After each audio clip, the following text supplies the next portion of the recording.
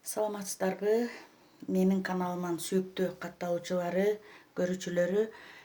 Мен азыркы видеомдо жашылчаларды кышка сактап алуунун жолун көрсөтөм. Мен бүгүн базардан мындай жашылчаларды алып чыктым. Райхан, көк пияз, петрушка, укроп.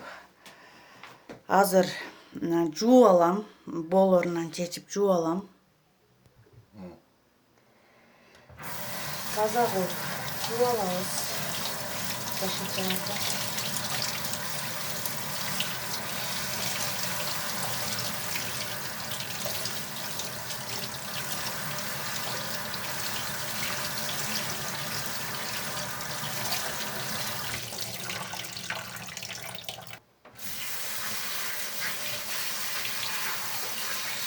Мындай таза кылып жууп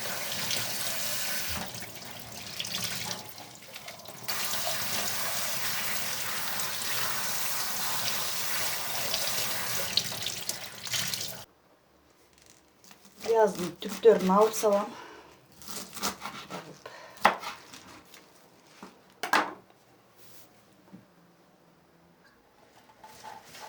Сууларын силке алабыз.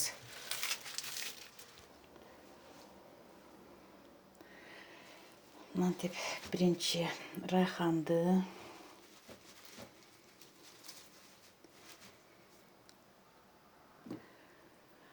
андан кийин укропту, петрушканы, селдерейди, көк пиязды мындай кылып хыбы материалдын үстүнө тезип кургатып алабыз дагы. Андан кийин кургагандан кийин кесип контейнер пакеттерге салып алабыз. Жашылчалар дагы баардыгы кургады. Эми бир чекеден майда кылып доскага коюп кесип алам.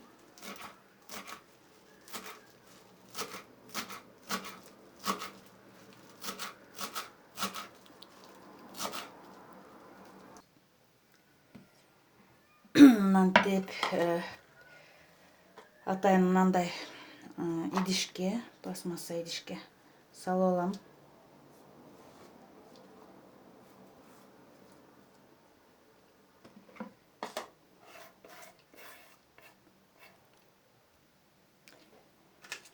Капкагын жаап, муздаткычтан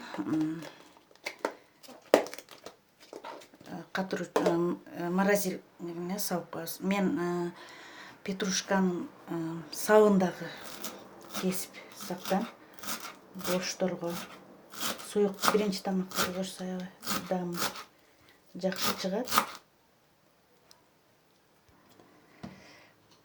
Петрушканын, укроптун саптарын дагы кесип, мындай кичинерээк контейнерге сактап алам. Эми мынтип укропту дагы майдалап кесип алам. Дагы бир ыкмасы, жуубай туруп эле жашылчаларды полиэтилен пакетке салып ороп сактап койсо дагы болот. Мен көбүнчө ушинтип жууп, кургатып алып, кесип контейнерлерге салып алам. Же болбосо мындай кылып укропту дагы майда кылып кесип, атайын контейнерге салып, эме кылабыз, муздаткычка салабыз. Райханды дагы, көк пиязды, петрушка, хрен, селдерейди дагы ушундай кылып кесип алып, контейнерге же болбосо мындай атайын застежкасы бар пленкаларга дагы салып сактасаңыздар болот.